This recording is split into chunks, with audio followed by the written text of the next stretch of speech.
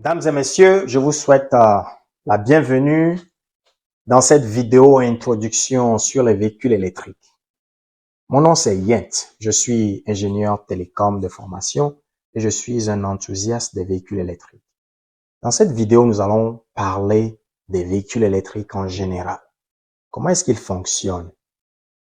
En quoi sont-ils différents des véhicules à essence traditionnels que nous utilisons depuis près de 200 ans? Quelles sont les composantes majeures d'un véhicule électrique? Quel est le futur des véhicules électriques? Ne perdons pas de temps, passons au vif du sujet. Ok, qu'est-ce qu'un véhicule électrique? Un véhicule électrique, c'est simplement un véhicule qui fonctionne grâce à l'électricité, tout simplement. Pensez au véhicule électrique comme un smartphone qui a des roues. De la même manière dont nous chargeons nos smartphones lorsqu'ils sont déchargés, nous chargeons également nos véhicules électriques lorsqu'ils sont déchargés. Nous utilisons l'électricité qui est stockée sur la batterie du véhicule électrique jusqu'à ce qu'elle soit déchargée et nous la rechargeons dès qu'il y a besoin. Exactement comme les véhicules à essence, mais la différence est qu'ici, il s'agit de l'électricité et non de l'essence. Donc, pour faire beaucoup plus simple, un véhicule électrique, c'est un véhicule qui fonctionne grâce à l'électricité qui est stockée sur sa batterie interne. Ok. Parlons dès à présent des composantes majeures des véhicules électriques. En premier lieu, nous avons le pack batterie haute tension. Certains l'appelleront la batterie haute tension. Cette batterie-là varie généralement entre 400 et 800 volts. Voilà pourquoi il est très important d'avoir une formation appropriée avant de pouvoir la manipuler. La batterie est un ensemble de petites cellules qui sont mises ensemble afin de faire fonctionner la voiture. Donc, vous avez un ensemble de cellules qui sont connectées en série et en parallèle qui permettent à la voiture de pouvoir avoir une longue autonomie. Nous allons parler maintenant du BMS. Le BMS, c'est le Battery Management System. Voilà. Le BMS est un peu comme le cerveau de la batterie. Il contrôle la puissance de voltage des cellules, la température des cellules et s'assure que la batterie est sécurisée pour un fonctionnement optimal. En fait, le BMS joue un rôle manager de la batterie. Et lorsqu'il y a un problème dans la batterie ou dans le véhicule électrique, il est capable de le détecter et d'afficher la panne à l'utilisateur. Nous allons parler de l'inverteur. C'est quoi l'inverteur? D'autres l'appelleraient l'onduleur. Eh bien, l'inverteur convertit l'électricité de type DC, qui est stockée sur la batterie, en une électricité de type AC, qui est généralement utilisée par le moteur électrique. Donc, l'inverteur joue un rôle de convertisseur en fait. Il convertit l'électricité DC en électricité de type AC et le transmet au moteur électrique. Alors, nous avons parlé du moteur électrique tantôt, mais quel est son rôle? Eh bien, le moteur électrique a pour rôle de pouvoir faire tourner les roues de la voiture, tout simplement. Dès que le moteur électrique reçoit de l'électricité de type AC venant de l'inverteur, il se met à fonctionner automatiquement. Et son fonctionnement entraîne les roues qui bougent et qui tournent à leur tour pour pouvoir faire bouger la voiture. Donc, le moteur électrique est un peu similaire au moteur dans le véhicule à essence, mais il ne joue pas le même rôle. Voilà. Nous allons parler du DC-DC converter ou bien du convertisseur DC-DC. Dans un véhicule à essence, nous avons une batterie 12 volts. Cette batterie-là permet de faire fonctionner les phares, les lumières à l'intérieur de la voiture, notre système de navigation, etc., etc. Eh bien, dans le véhicule électrique, à part la batterie haute tension, la batterie high voltage. Il y a également un autre type de batterie qui est la batterie 12 volts. Et cette batterie-là joue le même rôle que dans les véhicules à essence. C'est-à-dire que cette batterie-là permet de fonctionner les phares, par exemple, permet de faire fonctionner les clignotants, et voilà, tous les circuits électroniques dans la voiture. Donc, le convertisseur DC-DC récupère de l'électricité auprès de la batterie haute tension, convertit cette électricité de type DC là en électricité 12 volts afin que la batterie puisse la récupérer et faire fonctionner les éléments dont je viens de parler. Maintenant, nous allons parler du chargeur embarqué. En anglais, the onboard charger. C'est quoi son rôle?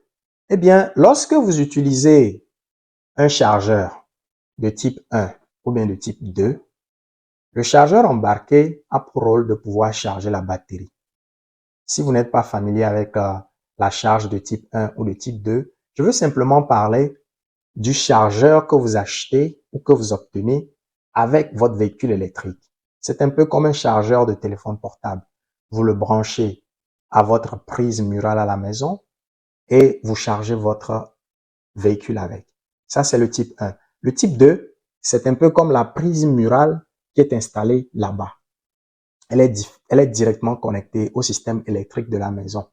Et donc, lorsque vous utilisez le type 1 ou le type 2 pour charger votre voiture, comme je le fais souvent ici, eh bien, ça va directement sur le chargeur embarqué. Et le chargeur embarqué charge à son tour la batterie. Pourquoi? Parce que la batterie reçoit que de l'électricité de type DC. Alors que notre prise murale nous fournit de l'électricité AC. Donc, il faut bien un système en place pour convertir cette électricité-là afin de la stocker sur sa batterie. C'est exactement le rôle que joue le chargeur embarqué.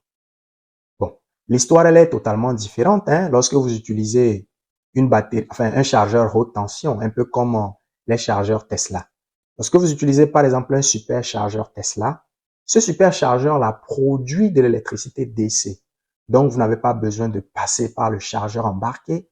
Dès que vous branchez votre voiture, la batterie reçoit automatiquement la charge. Voilà la différence. OK, nous allons parler du système de refroidissement de la voiture.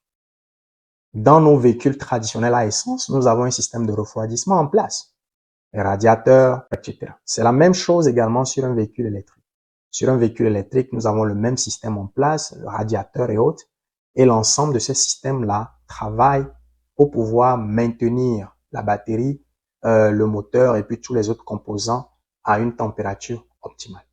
Enfin, nous avons la prise de charge.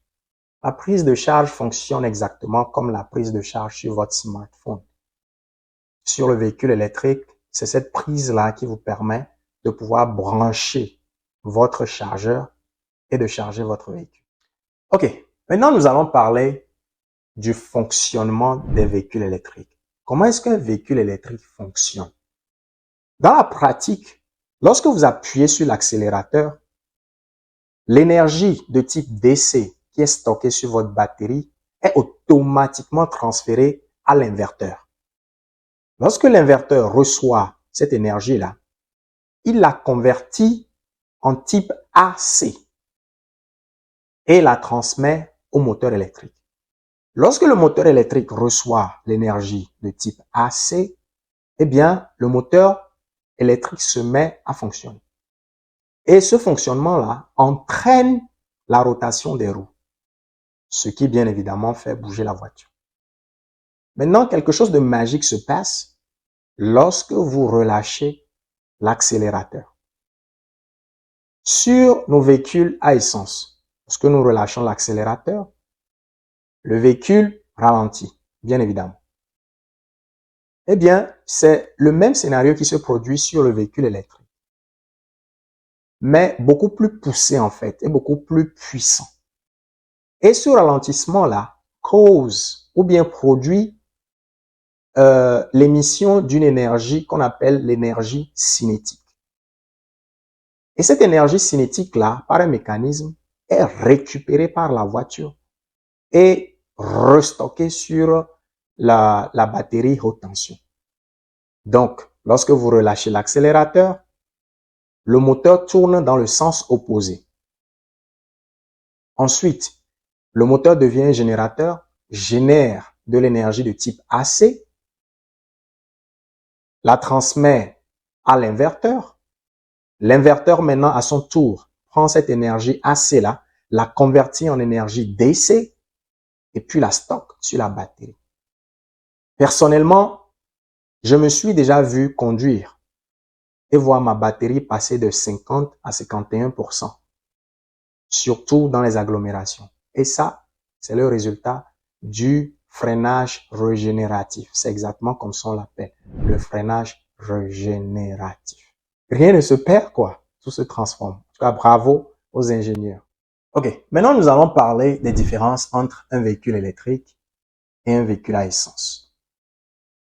Sur le véhicule électrique, vous avez moins de maintenance. C'est-à-dire qu'il n'y a pas de vidange à faire, comme l'on le ferait sur nos véhicules à essence. Il n'y a pas à aller changer de bougie. Il n'y a pas de système d'échappement, etc., etc. C'est pour ça que vous entendrez les propriétaires de véhicules électriques dire qu'ils n'ont presque pas de maintenance. Cela n'empêche d'aller voir un mécanicien tous les 25 à 30 000 km pour s'assurer que les batteries fonctionnent bien et que le moteur électrique fonctionne bien. Ensuite, il y a cette sensation-là d'accélération instantanée dont j'ai parlé un peu plus tôt. Lorsque vous appuyez sur l'accélérateur dans un véhicule électrique, le véhicule se met automatiquement en marche. Il n'y a pas de latence en fait. Il n'y a pas de temps pour que les vitesses se mettent en place. Non. Vous appuyez sur l'accélérateur et paf, le véhicule décolle en 3 secondes. Voilà. Parlons dès à présent du coût d'utilisation de la voiture électrique. Nous savons tous que l'électricité est moins chère que le carburant, l'essence. Il est beaucoup moins cher de charger sa voiture, spécialement lorsque vous la chargez chez vous à la maison, que d'aller dans une station d'essence pour mettre de l'essence dans votre voiture. Voilà. Donc, pour 100 km, vous dépenserez moins d'argent sur un véhicule électrique que sur un véhicule à essence.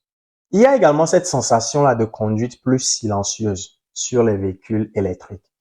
Ce véhicule ne produit pas de gaz carbonique, donc il produit une énergie verte qui est bonne pour l'environnement. Ok, maintenant nous allons parler du futur des voitures électriques. Si vous résidez en Californie et si vous souhaitez acheter un véhicule neuf, je précise bien neuf, en 2035, la seule option qui vous sera disponible serait d'acheter un véhicule électrique. Pourquoi la décision? Eh bien, les experts ont conclu que nous polluons un peu trop avec nos véhicules à essence. Voilà pourquoi les États et les chefs à travers le monde sont en train de travailler avec les constructeurs auto pour pouvoir passer à cette transition verte-là. Il y a bien évidemment beaucoup d'opposition à la règle. Beaucoup de gens ne sont pas d'accord parce qu'il faut le reconnaître. Les véhicules à essence sont là depuis près de 200 ans. Voilà, nous avons des stations d'essence à chaque coin de rue. Et passer comme ça vers les véhicules électriques, ce n'est pas chose facile. Eh bien, nous ne savons pas ce qu'il en sera dans les années à suivre, mais nous allons quand même tout décortiquer sur cette chaîne-là et suivre tout de près. Place au quiz.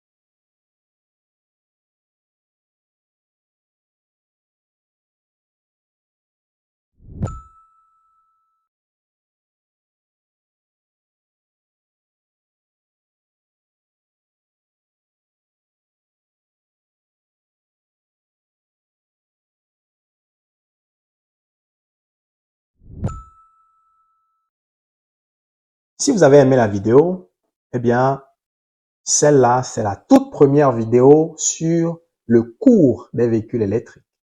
Si vous souhaitez en savoir un peu plus sur le fonctionnement approfondi des batteries, des moteurs électriques, eh bien, je vous invite à vous abonner à la chaîne et à suivre les vidéos qui arrivent. Parce que nous allons sérieusement rentrer dans le fin fond des véhicules électriques et apprendre comment ils fonctionnent. Mon nom c'est Yent et je vous reverrai à la prochaine vidéo. Merci de m'avoir suivi. Ciao.